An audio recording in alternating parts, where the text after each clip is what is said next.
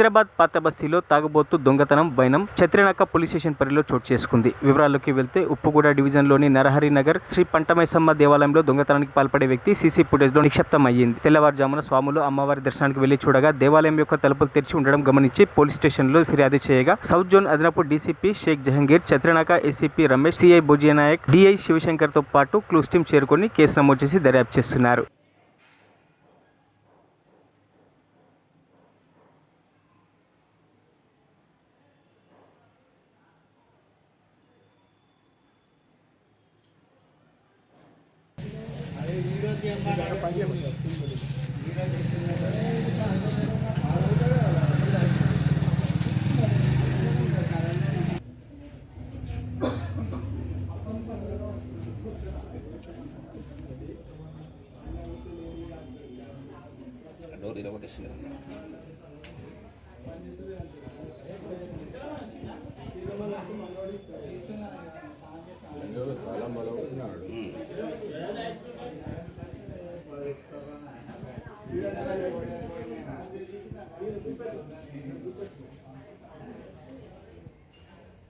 Necklace కి ఉన్నాయి.